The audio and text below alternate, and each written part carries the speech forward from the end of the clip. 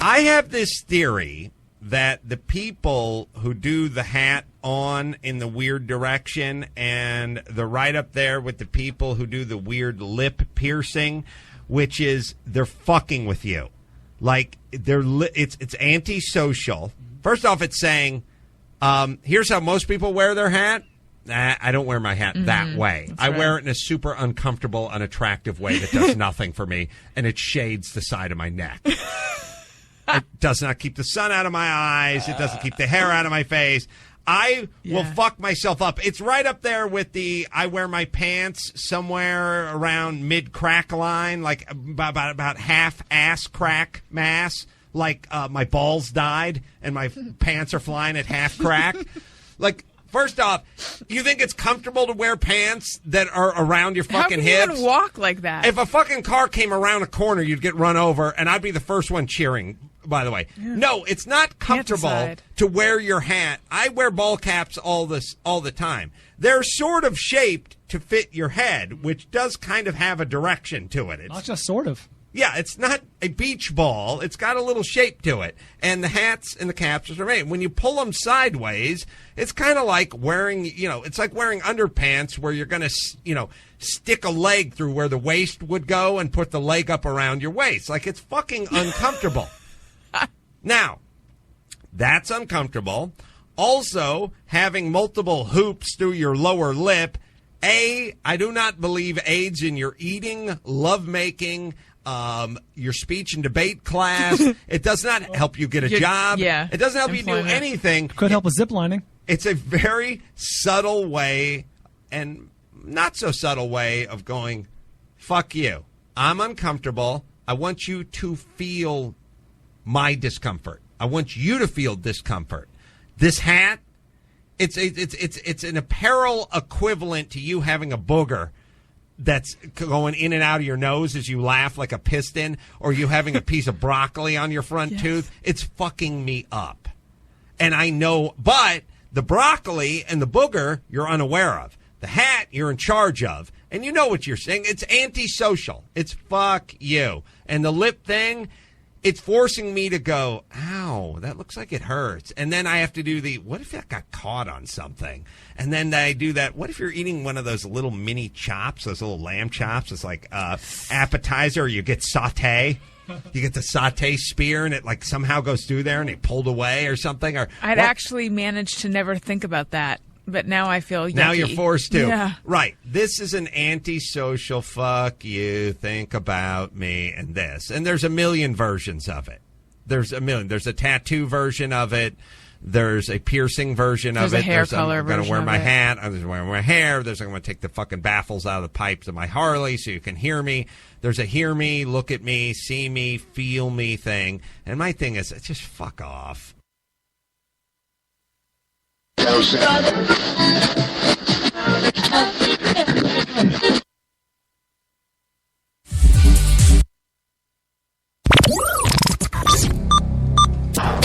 This program is intended for mature audiences only. If you have any homicidal or suicidal feelings, please consult a doctor before listening to this program.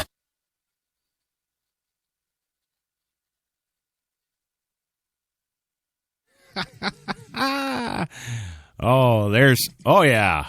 Oh, yeah. This program is intended for mature audiences only. If you have any homicidal or suicidal feelings, please consult a doctor before listening to this program.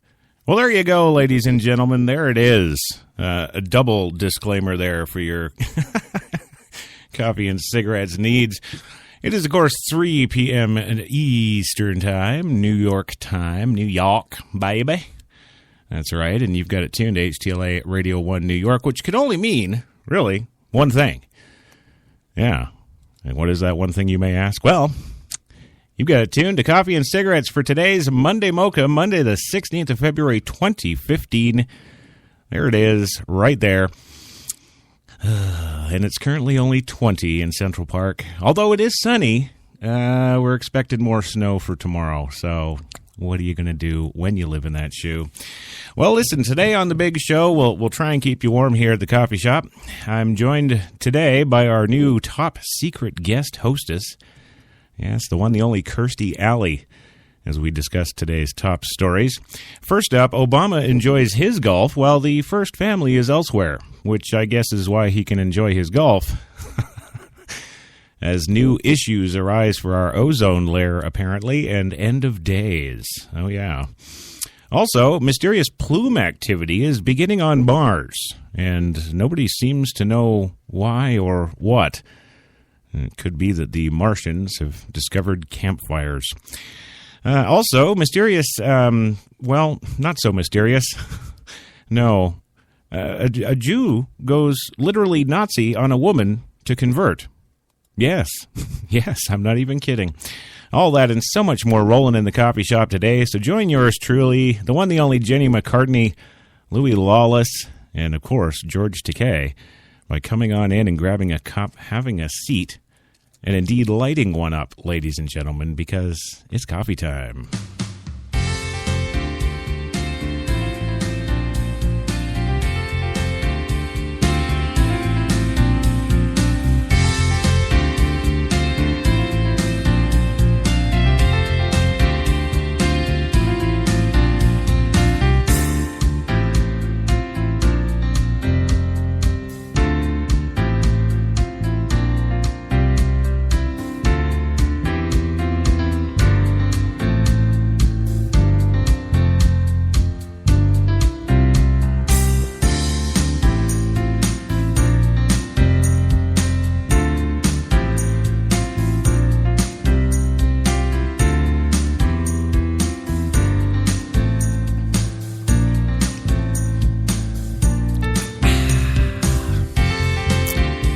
There you go, the big intro music.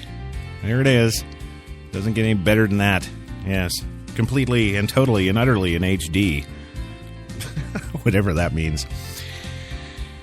Well, it's good to be back here this Monday, the 16th of February. Man, look at that. We're almost, geez, before you know it, we're going to be into March. It just keeps rolling on. And joining us, of course, live in the Spreaker.com chat room, of course, the one, the only Jack Daly. Welcome to the show, Jack. Good to see you again today. It's always a joy when you come into the show. We should actually have you on. Yeah, maybe you can replace Tom Cruise. Oh, wait. We already replaced Tom Cruise. That's right, we did. So today's Coffee and Cigarettes, of course, is brought to you always by the fine folks at Tim Hortons, New York City, now with 8 locations serving all of your coffee and baked goods needs. Get down there and see them today. Tim Hortons, always fresh. Also, HTLA Studio 2 is a pre-Sonus broadcast studio with a 24/42 digital mixer from the gods. Yes, pre-Sonus makes, I'm going to say it, the best, baby. Pound for pound, dollar for dollar. God, it's wonderful, and we love them. Presonus.com, check them out. And speaking of websites and .coms, don't forget to check out HTLARadio1.com. That's the number 1, not O-N-E, because then it would read HTLA Radio in Scotland. And, of course, we're not that. No. Also, today's show is, of course, powered by Procast. Yes, it is. Powered by Procast Global Incorporated. Yes, there you go. A little bit of a treat for you today on the Monday Mocha. We've, as you no doubt listened on the Friday show, we, quite ingraciously kicked off Tom Cruise. Get him the hell out of here. He's gone. He's done. We had a falling out. But at least he's not like Alec Baldwin and punched me in the face. But, so first up on the items forbid on the Price is Right today, of course, is all the way from his beautiful, actually it's not his, it's owned by a man named Robin Webb, very big in the BBC and indeed UK film and television production all around. The Mill Bay Studios, all the way over in Mill Bay, British Columbia, Canada, because it's cheap, is the one, the only, via satellite, I believe, Louie Lawless, yeah? Can you give me any help for $25,000? Yeah, there you go, sir. Glad to have you with us. All right, go a half an hour. Do I get $50,000? We'll talk. I don't have Tom to just grab all that money from anymore, right? Wait a minute, I got lost. HT L-A-O-H-T-L-A. Yeah. Hell is that? Oh, well, I guess like Tom's career, it's your career going the same way. But you don't have that $60 million penthouse, do you? My film, Unrepented, did very well in Europe. Mm-hmm. Right. Yes, that's right. Because it's all about the film, the story. It's so much to the point where you don't need a $60 million penthouse in New York, do you? It's just life, and I love doing it. I love doing these kind of stories anyway. Yeah, well, there you go. See? So you're set. You don't need to worry about anything except kick back, have a smoke, relax on the old show here, and give us your goods on the stories, huh? That's the famous story about Jerry Lee Lewis. You heard that story, haven't you? Sitting behind his desk at Paramount, talking with big executives and TV people, and all of a sudden the chick pops up underneath, wipes off her mouth, and walks out the door, and Jerry doesn't bat an eye. Well, you just got to know how to handle those movie execs, Louie. Oh, can we cuss? Can I cuss as I always do on the show? Of course you can. It's all about the cussing here. Also from his home in beautiful Los Angeles, California, which is not sitting at 20 degrees right now and enjoying the sun, although we are enjoying the same sun, although you'd never know it.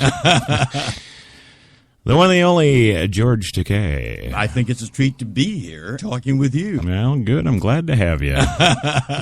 And yes, the much anticipated, the people have been waiting the entire weekend to know who is the replacement for the one and the only Tom Cruise. And, you know, personally, I think we could have got a bum from 54th Street and just put him on. That would have been a good replacement. But no, the higher-ups at HTLA are like, oh, no, we've got a better idea. We're going to do this instead.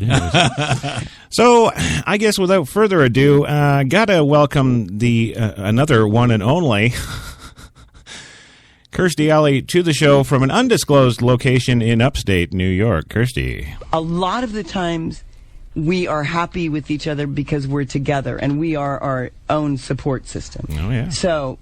But right now, I mean, I feel good. I feel great to be here. It does give you a viewpoint of you should freaking feel good to be here. Mm-hmm. Mm-hmm. Well, you know, that's what I always say, too. It's good to be here. Every day above ground is another good one, right? It's about fucking time. Move on. Oh, right. Okay. Kirstie, Louie loves to swear. I don't know if you know about that. Listen, you fucking fat whore. Okay. I wasn't ready for that one at all. Well, it's good to have you here.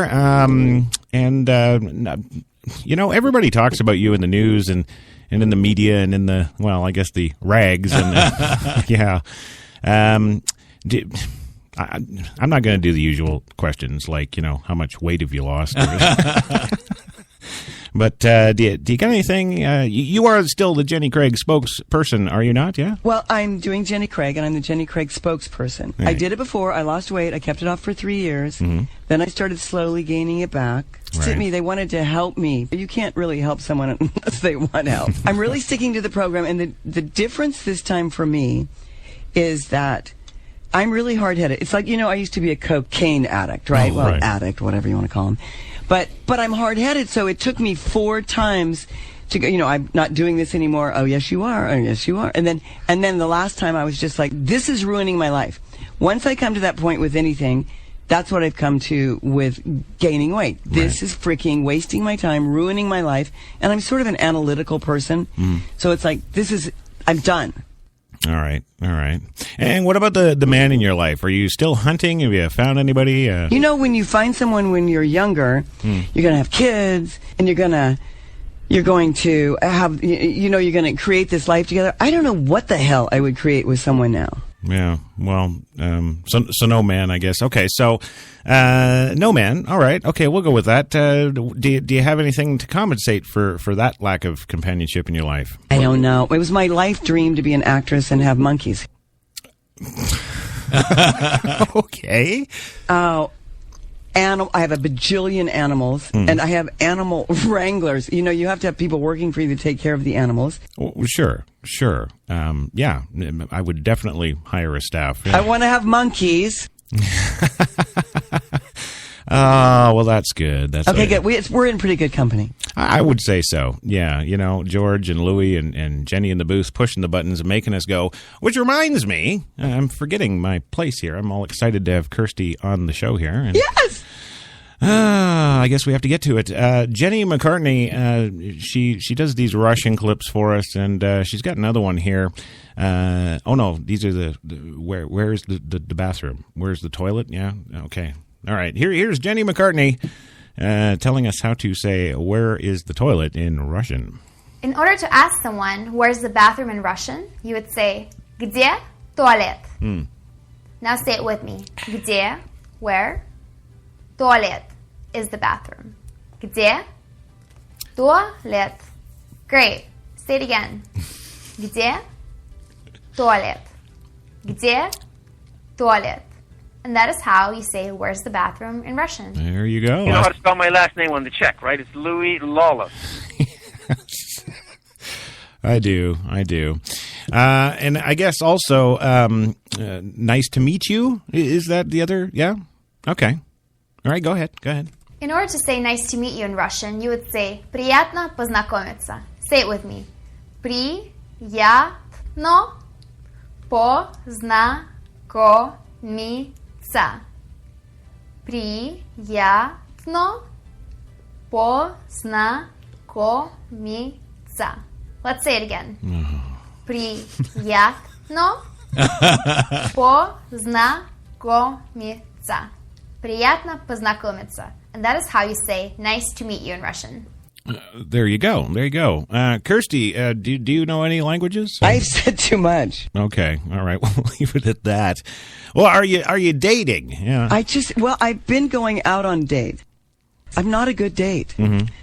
Because if I'm not interested in them very much at the beginning of dinner, I just, not mean. I'm not mean, but I'm too aloof. You know, it's like if they said something and if a guy's not funny and they think they're funny, I'm like, Yes, okay. And George, just a little about you before we get rolling here. I'm George Takei, and when I'm walking down the street, people shout out, "Hey, Sulu!" So I'm known more as Sulu than as George Takei, which is what I really am. Yes. I think when you see the insanity in things, once I saw the insanity of drugs and really what it was doing to my life, I stopped. Oh, okay. Yeah, good call on that one, I guess. I've said too much. Yeah, maybe. Well, just before we roll, though, I do need to ask you, Kirstie, about being a mom. Yeah, these kids they make me better every day. I mean, they really are awesome. I'm the luckiest mother in the world. Seriously. Yeah. Seriously? Oh, nice. That's a nice break from Tom Cruise. He always used to say absolutely, and seriously is good, too. So would you say you're a fun mom? I think I'm a fun mom most of the time, but I think I really expect a work ethic. Oh. So there's no slackers, and it drives me nuts when somebody sleeps in past 11 o'clock. 11. Oh, yes. Work ethic. You got to be out of bed by 11. Yeah. about fucking time. Move on. Well, all right. Yes, we do have to move on. Any last words on children, Kirstie, before we roll here? I bribe children. I pay them $10 an hour. Really? Oh, okay. I've said too much. Yeah, you could. Yeah, okay. Yes, you have. Well, first up on the old show today, it's Obama news. Yes. And this isn't a news story. It's just not. Because I tell the coffee and cigarettes goers every day that all the president cares about is golf. And, of course, today's story is, well, the president getting in a last round of President's Day weekend golf in California before returning to Washington today. Obama and his playing partners arrived at the Porcupine Creek Golf Course in the Palm Springs area shortly before 8 a.m. local time. The course is owned, of course, by Oracle CEO Larry Ellison. As on Sunday, Obama's foursome featured 3 old friends from his Hawaii days. Yes, Bobby Titcomb, Mike Ramos, and Greg Orm. The president is scheduled to return to the White House around 9 p.m. Monday. Oh, okay, so he's not here yet. Damn. Oh, what's the country going to do? We're absolutely lost without him. Yeah. Obama arrived in Palm Springs early Saturday after 2 days of travel on events in Northern California. Very, very safe and far away from any ISIS or ISIL-held territory. There you go. But that's not really the news, of course, because like I say, he's golfing every day. He doesn't care. But maybe the news story comes with Michelle Obama and, well, the rest of the first family.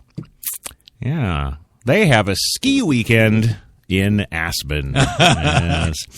And do you think, I don't know, could there be problems in the Obama world? Could it be? I like doing interviews when people ask me questions that no one else asks me. Okay. Well, I will. Geez, what would a question be that nobody else has asked you? All right, I'm going to do this because I did it with Tom Cruise. Where does all your money go? I have a house in Florida. The only thing I've ever spent my money on is real estate. Okay, see, there you go. All right, you're very pliable, Kirstie. I can work with that. Yes. Yeah. Yes. Thank you. You gotta love the Timmies. Well, we'll get to Mrs. Obama and her strange separate trips after this 2-minute commercial break. We'll be right back, gang. You've got it locked to New York's best talk, HTLA Radio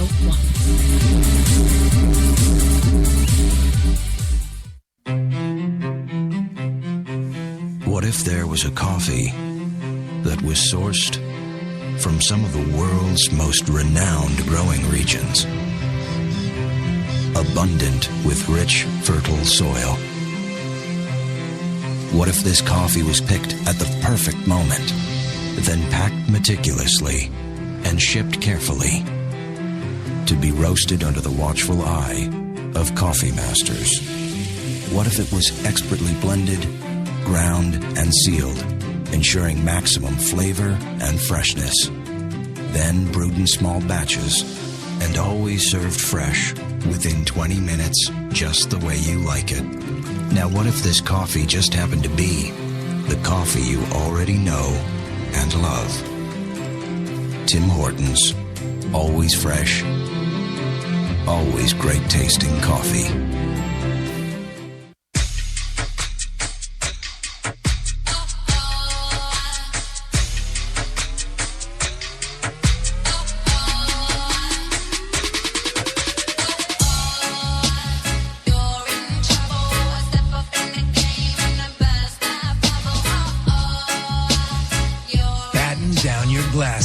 White Rum has a new captain.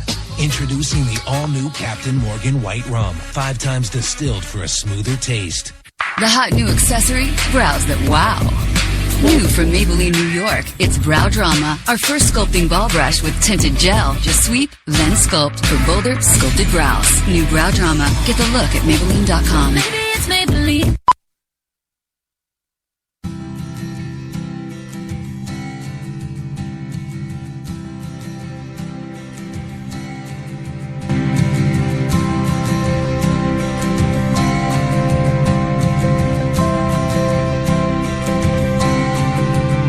In this fast-paced, digital everything life, there's nothing like experiencing the world's finest journalism in its original form. So sign up today for as little as $3.80 a week to receive the greatest newspaper in the world and all the incredible experiences that come with it.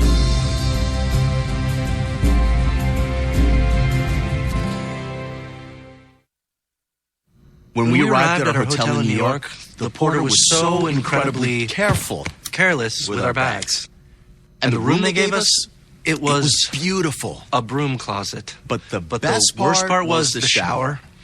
My wife drying herself with the Egyptian cotton towels. Shower curtain defined that whole vacation for her. Don't just visit New York. Visit TripAdvisor New York.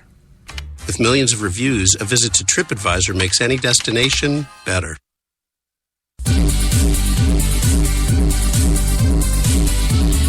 We're New York's best talk radio, HTLA Radio 1.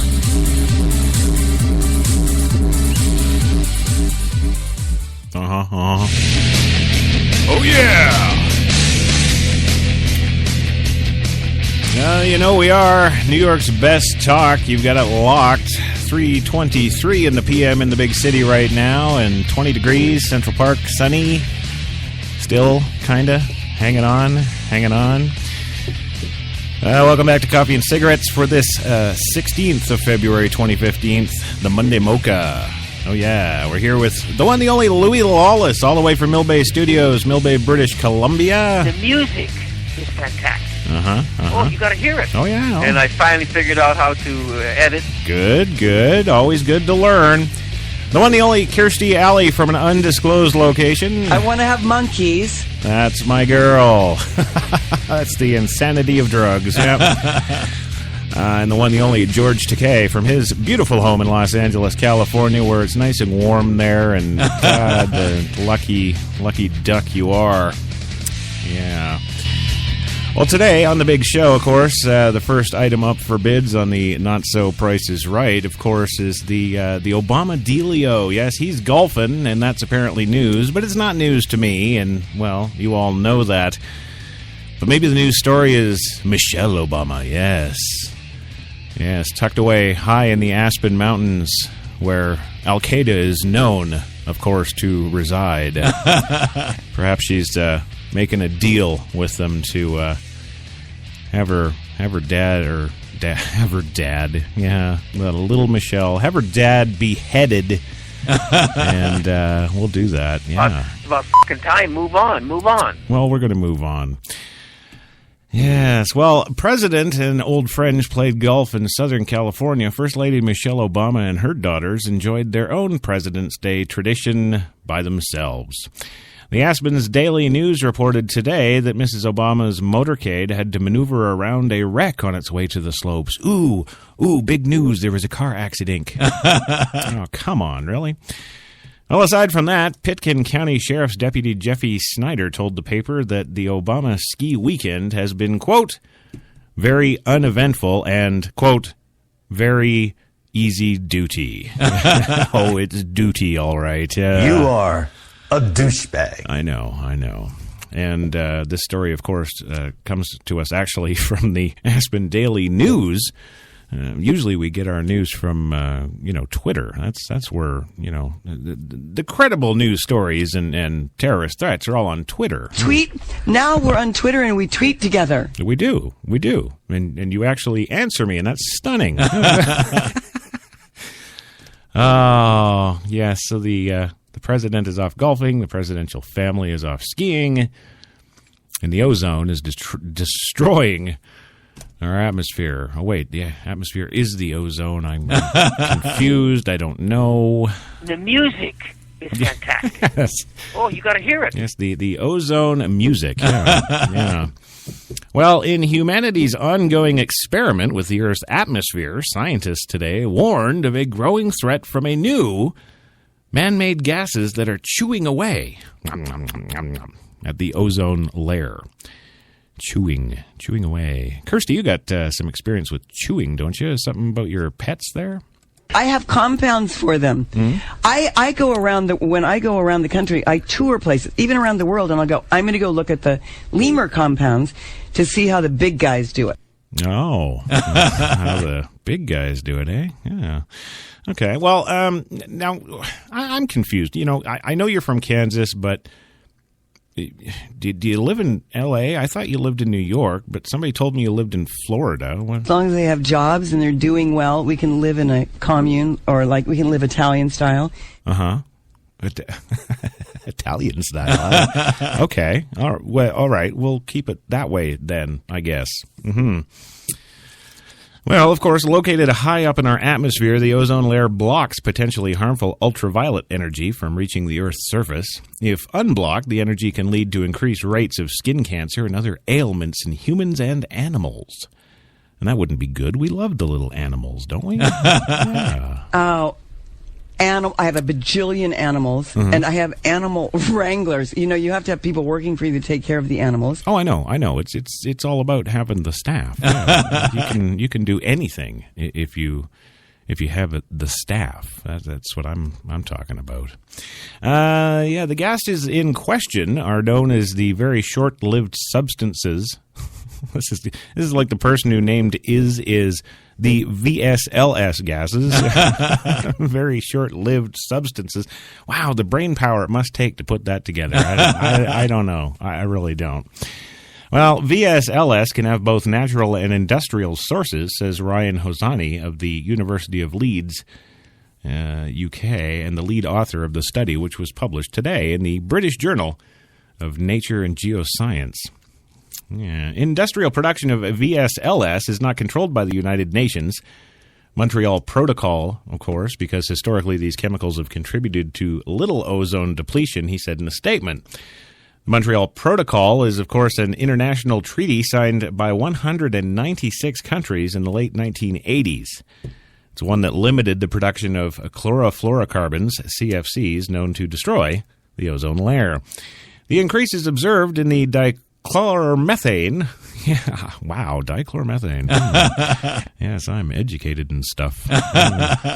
Our striking and unexpected concentrations have been decreasing slowly in the late 1990s, but since then have increased by about a factor of 2 at sites throughout the globe, said the study co-author Stephen Monska of the National Oceanic and Atmosphere Administration, or NOAA.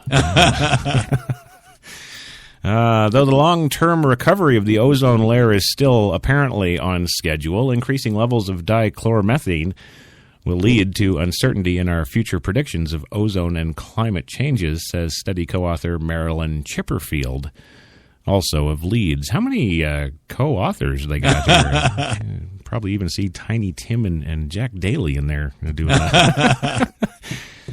Well, scientists aren't exactly sure what's causing the growth of dichloromethane. It could be partly due to the fact that dichloromethane is used in the manufacturing process of some HFCs, the ozone-friendly gases, which were developed to replace the CFCs, Hosani said. Yeah. This would mean, ironically, that production of ozone-friendly chemicals is actually releasing some ozone-destroying gases into the atmosphere as a byproduct, Hosani said.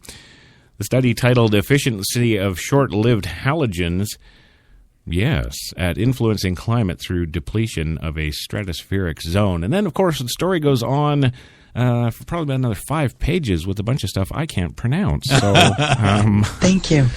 Yeah, I'm just going to leave it there.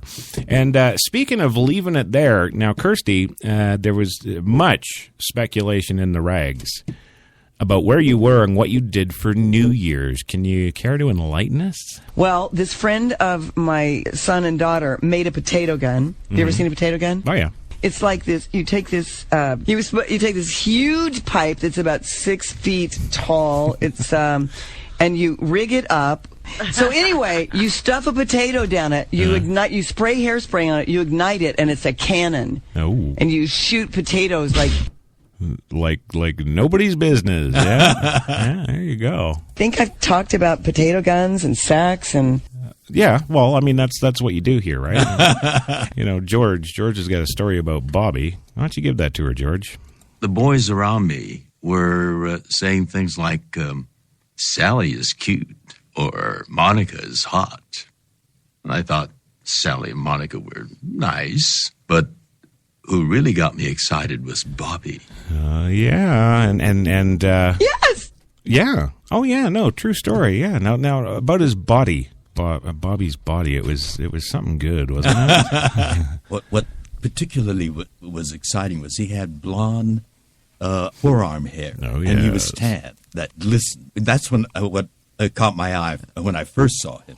He had his T-shirt on, but you can see that he had great pectoral T-shirts. And then to see it all, and his whole gorgeous body. Oh, yeah. Okay, good. We're in pretty good company. Oh, yeah. Well, absolutely. You know, and when they hit me with it this morning that you were coming, I was like, yeah, that's going to be perfect. I mean, you can't get any better than that, dollar for dollar, pound for pound, anywhere. Bullshitters, never keep your mouth shut, always hustling, always looking for something to do and putting things together. That's a American. Look how they took the country away from England.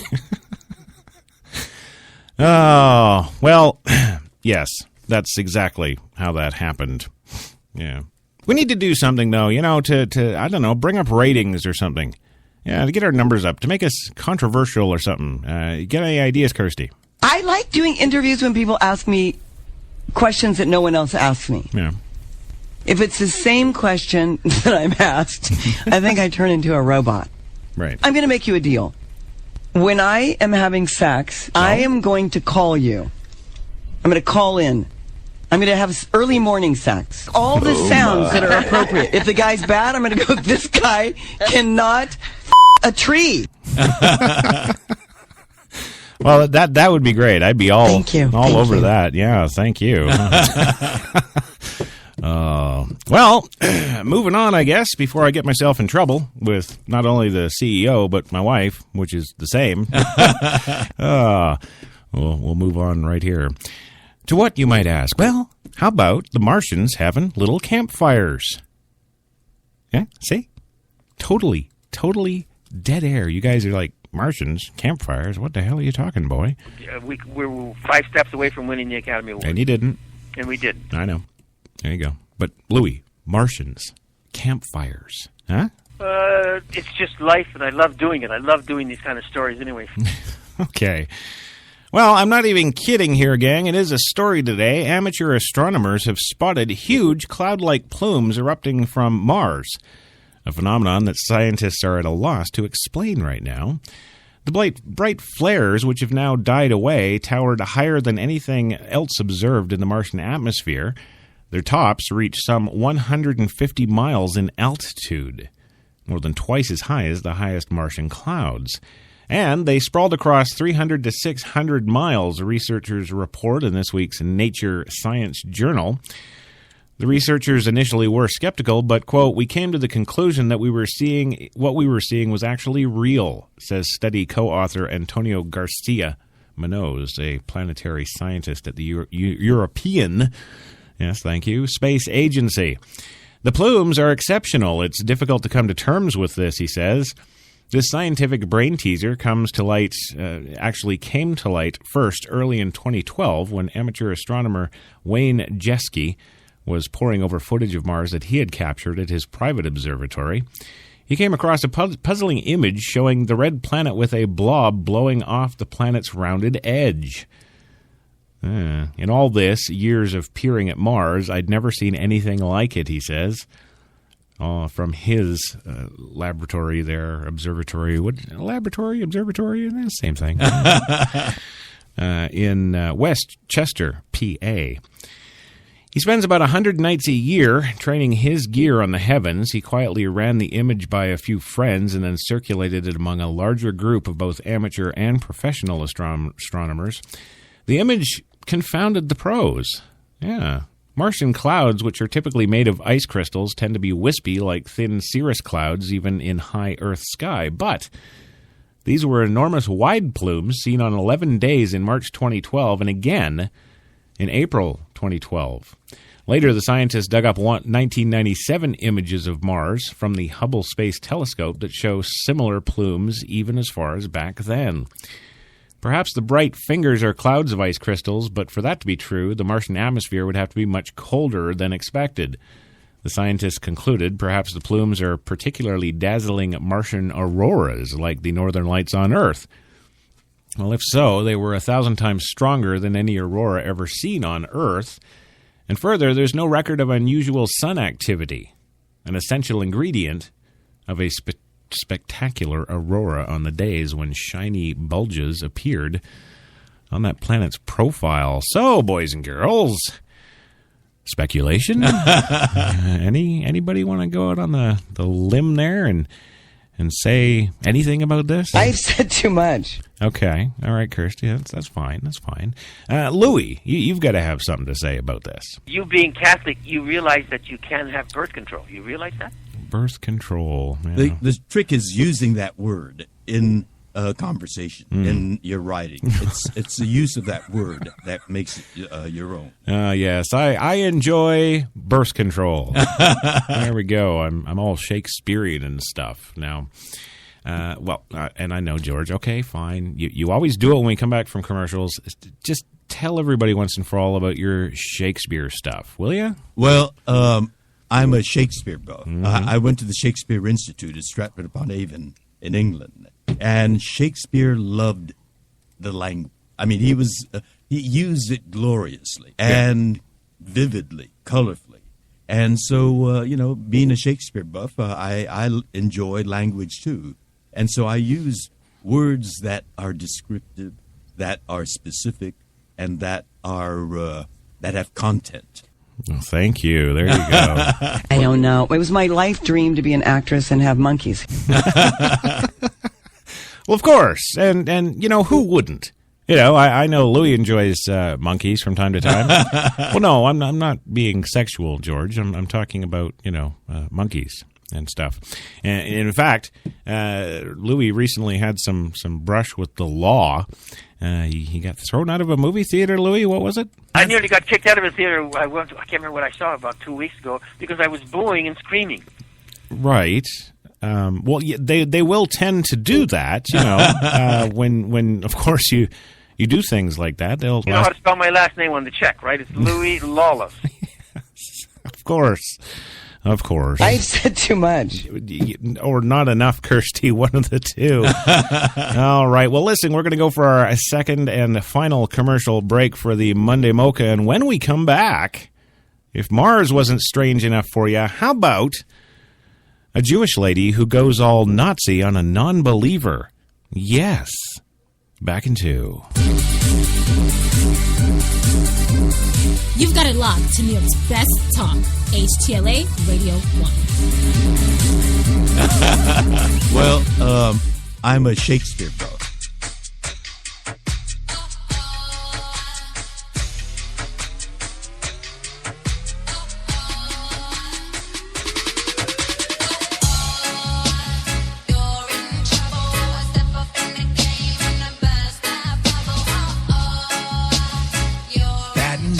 Glasses. White Rum has a new captain. Introducing the all-new Captain Morgan White Rum. 5 times distilled for a smoother taste. The hot new accessory, brows that wow. New from Maybelline, New York, it's Brow Drama, our first sculpting ball brush with tinted gel. Just sweep, then sculpt for bolder, sculpted brows. New Brow Drama. Get the look at Maybelline.com. Maybe it's Maybelline. Good morning. Welcome to Tim Hortons Cafe and Bake Shop, where fresh always tastes better. What can I make you this morning? How about our new flatbread breakfast paninis? Made fresh, just for you, with your favorite breakfast ingredients on maple or multigrain flatbread, then grilled to hot, melted perfection. Just $2.99. Who couldn't warm up to that? Tim Hortons Cafe and Bake Shop, where quality really does meet value.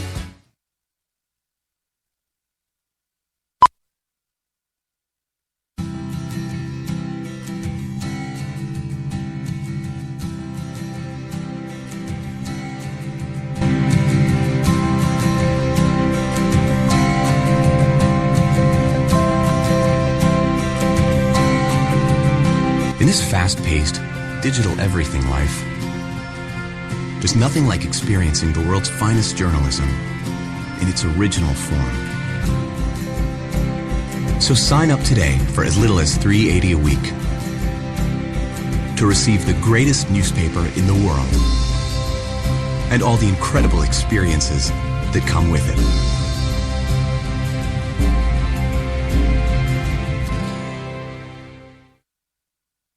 When we arrived at our hotel in New York, the porter was so incredibly careless with our bags. And the room they gave us, it was beautiful. A broom closet. But the worst part was the shower. My wife drying herself with the Egyptian cotton towels. Shower curtain defined that whole vacation for her. Don't just visit New York. Visit TripAdvisor New York. With millions of reviews, a visit to TripAdvisor makes any destination better.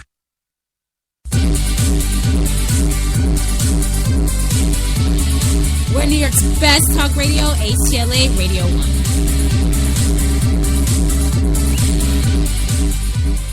Oh, yeah, baby.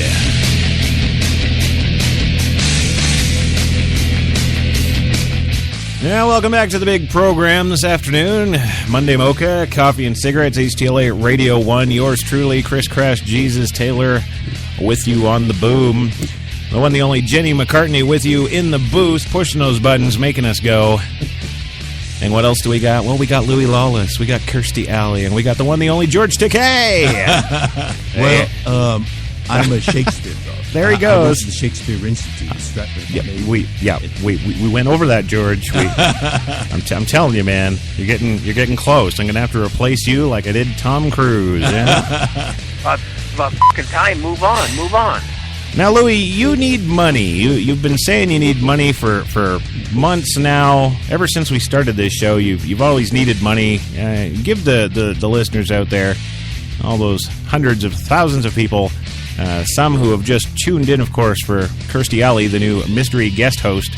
Tell them what you need that money for, Lou.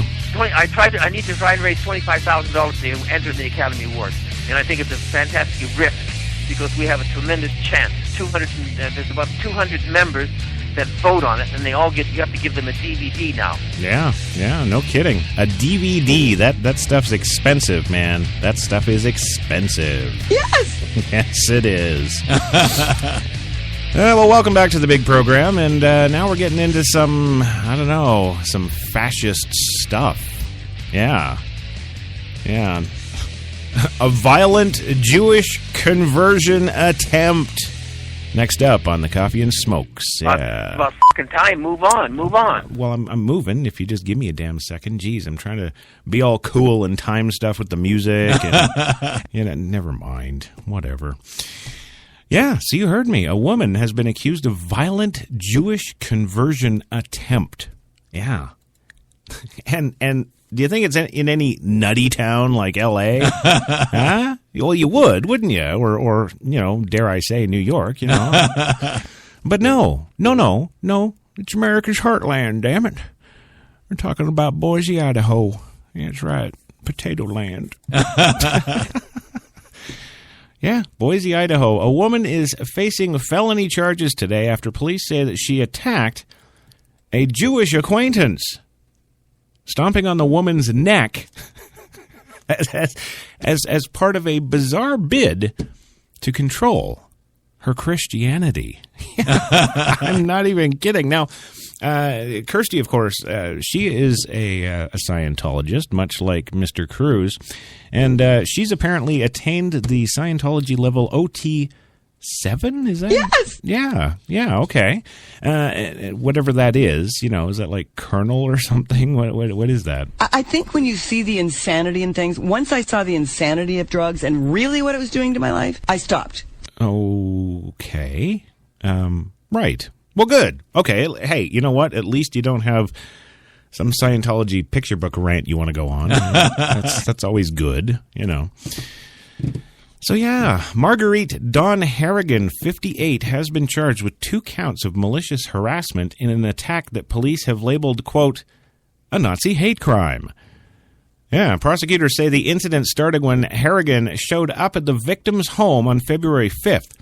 It's not clear how the 2 women know each other. Quote, the defendant was banging on the door, yelling at her that she better believe in Jesus and she was not going to leave until she did believe in Jesus, ADA County Prosecutor Dave Rothcheck said. He said the victim, identified in court only as AG, opened her door to tell Harrigan to leave and write down her license plate number. That's when the suspect slapped her in the face, dragged her to the ground by her hair, Rothcheck said. The defendant began kicking the victim in the stomach and thighs, he said. During this time, the defendant was screaming at the victim that she had better accept Jesus or she would not let up.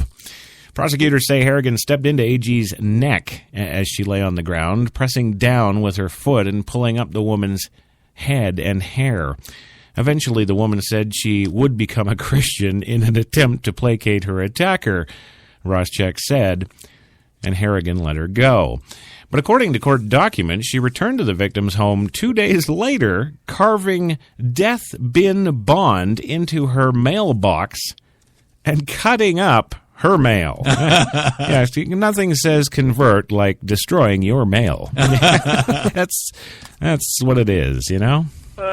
It's just life, and I love doing it. I love doing these kind of stories anyway. Well, thanks, Lou. Kirstie, anything? I've said too much. Okay, all right. Well, yeah, it's probably good. You being a Scientologist and all, you don't want to lose that OT7. Well, Harrigan was arrested Wednesday night on a felony warrant. In court Thursday, she told a judge she did not understand what she was being charged with. She did not want a public defender, and she would not hire her own lawyer. Now, that's a classic Jew right there. Spend money? I'm not going to spend any money. There you go, right? So, yeah. There are serious charges, and you really do need an attorney to assist you, the judge told her. Roschek asked the judge to set a high bond and order Harrigan to stay away from the victim. The state is concerned for the safety of the victim if the bond is lowered, especially if the defendant was able to make bond, he said. Hawley agreed, keeping the suspect's bond at $100,000 and issuing a no-contact order barring Harrigan from talking or being near AG or going near her at all. If convicted of malicious harassment, Harrigan could face up to 5 years in prison for each count. Preliminary hearing has been set for February 26th, and the assault charges carry another additional 12 years. That wasn't funny, George. You are a douchebag. You just keep going to that, you know? I wasn't expecting that reaction. Well, it's okay. It's okay. You know what? We're just going to move on because that story kind of scares me a little, you know. Now we've got to deal with militant Jews? What the hell's going on? It's the worst thing that's ever happened in our lives. Okay. I wouldn't go that far, but, you know, it's pretty serious, yeah. I've said too much. Okay. All right. Well, let's roll on here. And I finally figured out how to edit. Good, Louie. That's excellent. We were just actually about to move on. It's about fucking time. Move on. Move on. Okay. All right. We're going. And, of course, the next story is one that we've brought you several weeks past on Coffee and Cigarettes, and that's the Kayla Mueller, assassination by the lovely Is people. Yes. Well, there's been some details of her final months emerging in the press recently. In the story of Kayla Mueller's life in the months before she was abducted in Syria, at key moments she was with another person, according to friends, U.S. officials, and news reports. After Mueller moved to Turkey to serve refugees fleeing a war-torn region, she spent time with a Syrian boyfriend. Yes, it's always the Syrian boys, isn't it? George, you know what I'm talking about. As I grew up, I made another discovery. There were Syrian places gay bars? called gay bars. See, Syrian gay bars. He said it. There you go. Well, when the aid worker crossed into the dangerous part of Syria in August 2013, she was traveling to a hospital with someone described as a friend. And after Mueller was taken hostage by the Islamic State militants on that trip, a man who had been with her returned to her captors and put himself at risk in an effort to win her freedom. Now, it is clear that each account refers to the same man, now 33-year-old Syrian photographer who worked for years to document the civil war in his country and was known to her family and friends as Mueller's boyfriend, and at times even as her fiancé or husband. Interviews with the family spokesman and half dozen friends and acquaintances around the world outline the Arizona woman's last months of freedom. Mueller's travels with her boyfriend, her understanding of the dangers posed in the region, and her relentless determination to reach the downtrodden in Turkish refugee camps and in Syria itself. And although the man has not done public interviews about Mueller, the social media accounts... Oh, yeah, see, here we go with Twitter again. The social media accounts in his name show gut-wrenching farewells to her, as well as his harrowing posts that describe him being freed twice from Islamic State prisons. Well, that's nice. He gets out and leaves her there. Yeah. You are a douchebag. I didn't do it. Well, the interviews and public social media posts paint a picture of a man who cared deeply for Mueller and became ensnared in a place that has descended into, well, for lack of any other words, anarchy. The Arizona Republic is withholding the name of Mueller's boyfriend out of caution for his safety. At least one friend says the name is an identity he assumed to lessen the risk of reporting in Syria. He's known as Brian. I'm not going to say it. NBC's Brian Williams. There you go. No, I didn't say that. No, it wasn't me. The man via Facebook messages declined request to speak with the Republic for this story, but he posted a poignant letter to Mueller on Facebook on Wednesday. Yes, the credible newsworthy Facebook. Yeah. Oh, can we cuss? Can I cuss as I always do on the show?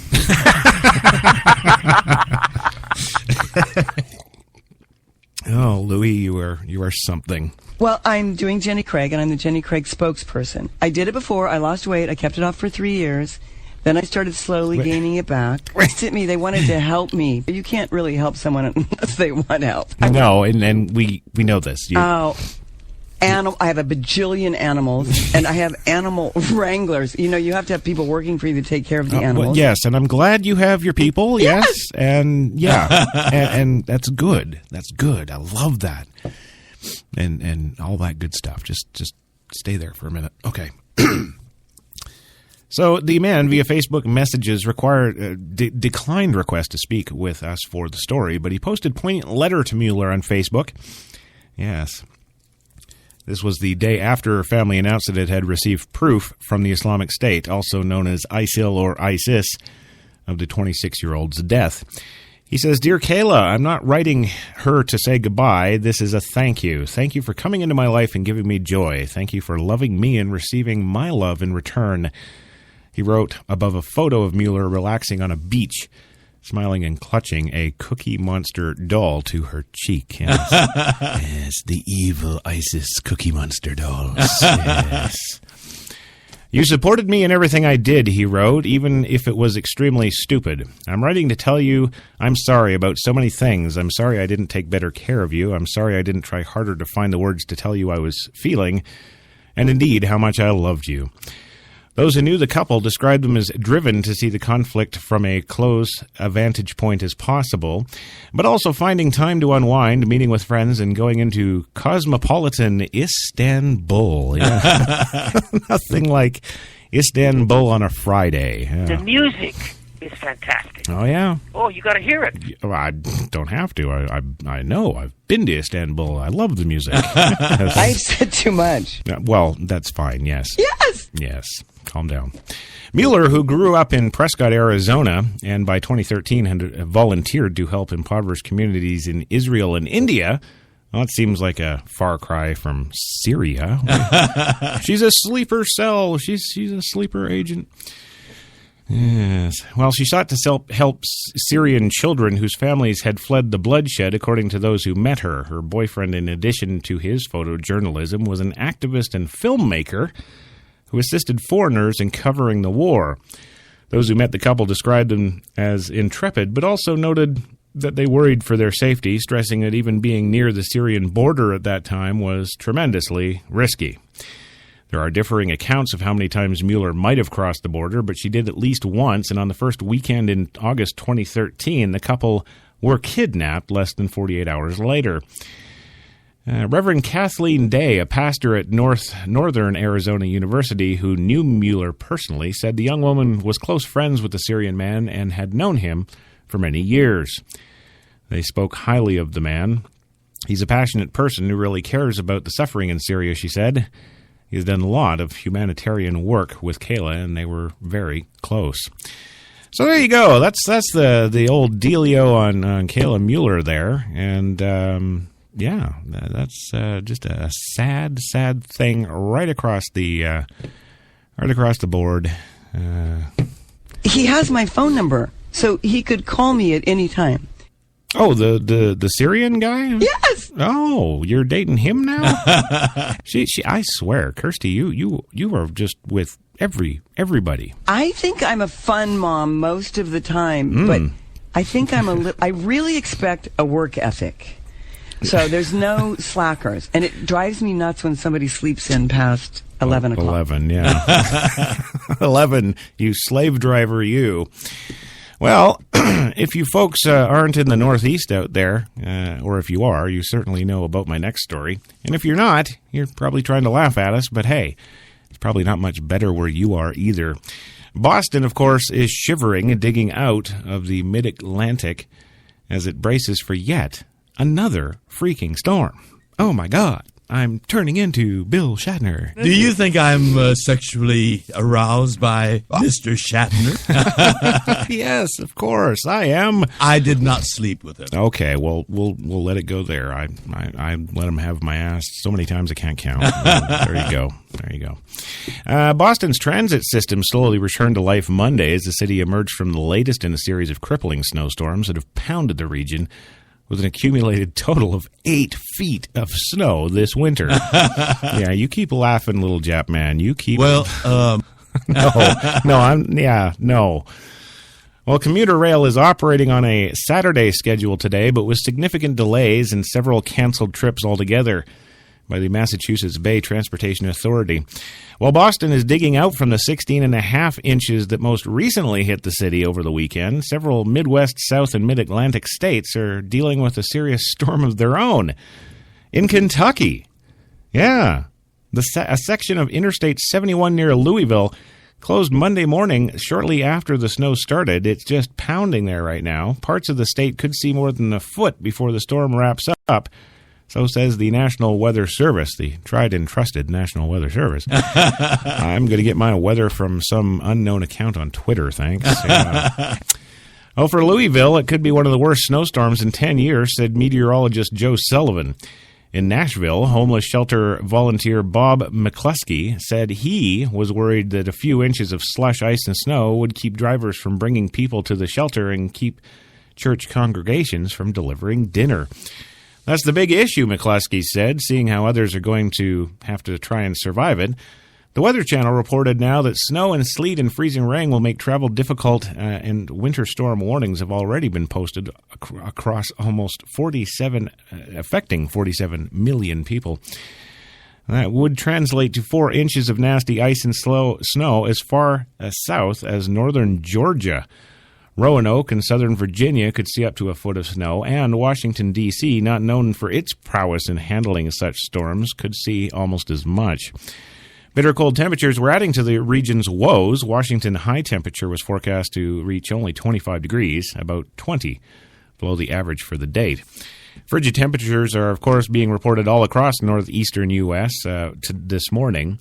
Erie, PA dropped to minus 18 degrees, tying the city's all-time record low, according to the National Weather Service. And Cleveland's minus 8 reading broke a daily record low previously set way back in 1904. Yeah. Daily record lows were also tied or broken in Detroit, Baltimore, Syracuse, Toledo, Trenton, New Jersey, and Wilmington, Delaware. The Weather Channel also reported Boston fell to minus 3 degrees, its coldest reading since January of 2004. Yes. Well, Philadelphia, of course, bottomed out at 3 degrees, its coldest since January of 2005. Well, the airlines, of course, took notice of the cold and snow, canceling more than 1,000 flights again nationwide Monday and another 200 for tomorrow. Monday's cancellations are scattered across airports from New England to the Deep South as lingering disruptions from the weekend's blizzard mixed with the latest winter storm to move east. Still, no region has faced more winter difficulties than Boston and eastern Massachusetts. Transit ground to a halt Sunday. On Monday, the region is still dealing with wind chill temperatures and negative numbers. Another 2 to 4 inches of snow is forecast for tomorrow. In Boston, the 58.5 inches of snow so far this month makes February 2015 the city's snowiest month on record. And that's 10 times what the city typically receives each February. So, hold on to your butts and don't do that anymore or something. Yeah, I don't know. And, of course, now Egypt is launching airstrikes against ISIL in Libya, of all places. Geez, weren't we just told last week that the new hotspot was somewhere else? Now it's Libya? What the heck is going on? I don't know. But you know what? We're out of time on coffee and cigarettes, and we've got our coffee and cigarettes, and we just don't care. So there it is. That's your Monday Mocha for today. Hope you enjoyed it. Thanks again to Jack Daly and the one, the only Apocalypse for sitting in on the live chat. And of course, the one, the only Kirstie Alley. Thank you so much for being here. Thank you. Yeah, very, very good to have you. Nice to have you. I've said too much. No, you didn't. It was just fine. Just fine. Don't worry about it. Louie, thank you again for coming as always. It's just life, and I love doing it. I love doing these kind of stories anyway. Absolutely. And, of course, the one, the only George Takei, the man who makes the show, I think. Thank you for coming here today. I've enjoyed it thoroughly. It has been a fantastic experience. And no more Shakespeare. Yeah, we'll get that tomorrow. Well, we'll do that. Anyway, for myself, HTLA Radio 1 New York, and the one, the only Jenny McCartney, thanks for listening. Have a great Monday.